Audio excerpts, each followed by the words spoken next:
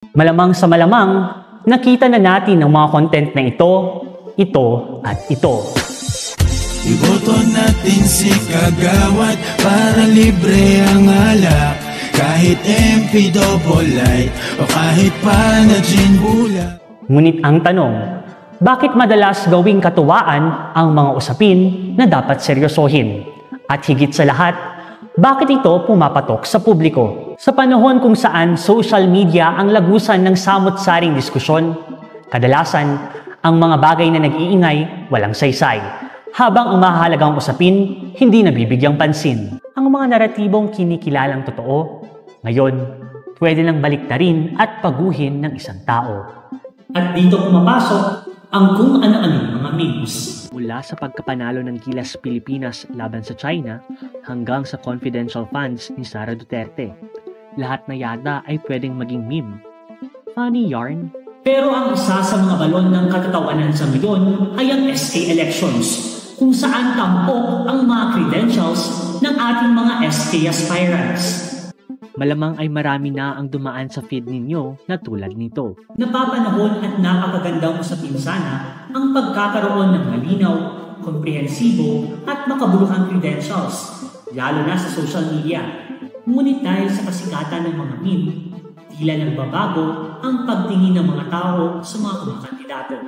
Ayon sa pag-aaral ni Gerald Suarez noong 2022 tungkol sa mga meme na sumasalamin sa pambansang politika ng Pilipinas, kinakailangang busisiin ang nagbabagong katangian ng social media platforms sapagkat ang pag-usbong ng mga meme sa mga espasyong ito bilang halimbawa ng pampulitikang diskurso ay may kakayahang patanyagin ng katotohanan o di kaya'y ipakalat ang disinformasyon. Marami ang dismayado. Umiikot na lang daw ang kanilang mga credential sa mga paliga at papagen. Kung iisipin, hindi ba ito senyales ng kakulangan sa oportunidad upang hasain ang kakayahan ng mga kabataan sa pamumuno? Hindi may pagkakanila ang mga kakulangan sa mga programang sana ay nilinang sa mga kakayahan at kalakasan ng mga lider kabataan. Pero ano nga ba ang mga kailangan upang ikaw ay makatakbo bilang SK chairperson o kagawad? Ayon sa 1987 Constitution, ang mga nais kumandidato sa pagiging SK ay dapat isang mamamayan ng Pilipinas, rehistradong botante ng Katipunan ng Kabataan, presidente ng barangay ng mahigit 1 taon bago ang eleksyon, marunong magbasa at magsulat ng Filipino, English o lokal na dialekto, walang relasyon sa loob ng ikalawang antas ng pagkakamag-anak sa isang nahalal sa gobyerno at walang pagkakahatol sa kahit na anong krimen. Sinasabi nila na dapat busisiin ang kanilang kwalifikasyon at suriin ang kanilang kakayahan na manilbihan. Na dapat hindi raw kung sino-sino ang isinasabak sa larangan ng politika. Talaga ba? Para lang kasing nakakatawang isipin na ang mga pag-aapelang ito ay lumilitaw sa ilalim ng administrasyong ang presidente ay may hindi malinaw na educational backgrounds at credential. Parang yung mga nasa nakasaad sa ating konstitusyon na maaaring maging presidente ang isang kandidato kung siya ay isang natural-born citizen ng Pilipinas, rehistradong botante, marunong magbasa at magsulat, mahigit 40 taong gulang sa araw ng eleksyon at residente ng Pilipinas ng mahigit 10 taon bago ang eleksyon. Mapapansin na hindi rekisito ang kaalaman o karanasan sa pamumuno kung ikaw ay tumakbo man bilang SK o presidente ng Pilipinas. Isa pang nakikitang problema tuwing eleksyon, mapanasyonal man o lokal, ay ang kawalan ng tsansa upang mas makilala ang mga kumakandidato. Andyan pa ang kakulangan ng mga debates, discussions o forum upang mas makilala sana ng mga botante ang mga kumakandidato sa SK, barangay, at lalo na kung pangarap mong maging presidente ng Pilipinas.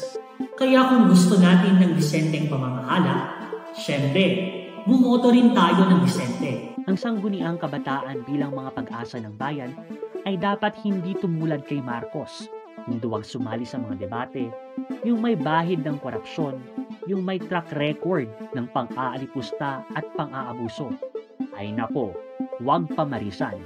Panigurado, red flag yan. Kahit pa isang tabi ang kanyang pagiging anak ng diktador, ang kanyang pagkatao mismo, questionable credential at hindi malinis na kasaysayan ng pamumuno ang nagpapababa ng sobra-sobra sa dapat sanang pamantayan na aabutin ng mga nasa unang level ng gobyerno katulad ng mga sangguniang kabataan. Ang pinagkaiba ni Bongbong Marcos sa mga kabataan ay ang malawak at malakas niyang kapangyarihan at makinarya upang pagtakpan ang kawalan ng kanyang credential. Mahalaga na bigyang pansin natin ang ganitong mga usapin. Pagpansin na kumikilatis, kumakaisa at kumikilala sa malaking papel ng kabataan sa lipunan. Hindi pansing pangkatatawanan lang. Ang kapangyarihan natin bilang mga botante ay dapat nating gamitin upang mas mapalawak pa ang diskusyon sa kahalagahan ng kaalaman tungkol sa pamamahala. Imbes na pag-aksayahan ng panahon na gawing katatawanan ang SK election, panagutin natin silang mga sumisira sa ating demokrasya. Kaya naman, sa darating na eleksyon, talunin natin ang kalaban ng demokrasya gamit ang kapangyarihan na binigay ito sa atin. Maging maalam at mapanuri sa kung sino ang iboboto at mabigyan ng tsansa mamuno. Upang sa dulo, masasabi natin na sa atin ang huling halakhak. Defend press freedom!